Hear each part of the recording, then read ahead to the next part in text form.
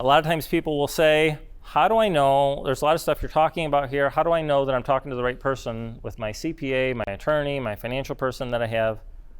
We've put together these 7 questions that you can ask, and Natalie can give these to you, to be able to ask someone in a very diplomatic way and not have them feel on the defensive when you're asking them a question to try to figure out what their skill set is and what their area of focus is. And we also like to see people involved with the Better Business Bureau and the National Ethics Bureau. And then let's talk about Mr. Burkle's process. Things are changing, especially with what's happening with COVID and the ripple effect.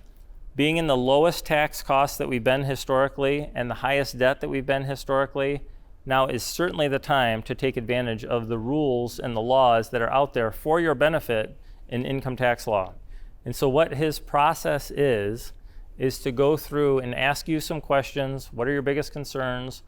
Like, what do you know of that needs attention? And then he takes you through a very, well, it's a quick process, but it's a very specific process to see what areas may need some attention or what areas might need to look into a little bit closer to be able to save money on your income taxes.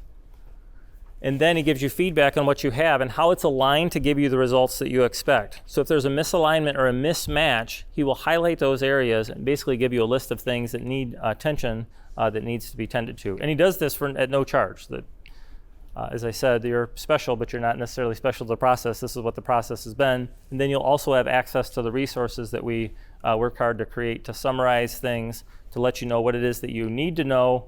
So sometimes people will go through this and someone will say, you know what, this is not what I came here for. I just wanted some information. I don't really want, I'm not trying to try to meet with that. That's not what I'm trying to do. Or I've already got a financial advisor. I don't need another financial advisor. Or I'm not even sure there's anything I can do. Sometimes people say, I'm not looking for a new advisor. Or what's worse that we hear is someone will say, you know what, years ago, I had someone that I trusted. I did what they told me to do, and now look at what I have. What am I supposed to do now? And so if you're, even the fact that you're here doing the hard things, looking at that, I appreciate that, and I'm sorry for what that you had that experience. Or people will, the way the process is, you grab a sticky note, you can, there's sticky notes back there, and the time will come next Tuesday at 10 a.m. and you wake up and you think, I don't know, I don't want to waste this time. I don't know, I'm probably all set.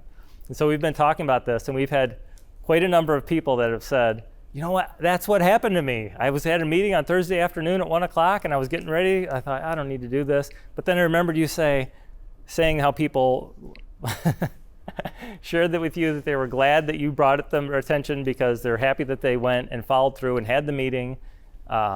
Because they feel more comfortable and more confident and about what's happening. So they're grateful for encouraging the meeting and having a time spent with Chris, even if you're do-it-yourselfer or, like I say, have someone that you feel very comfortable with.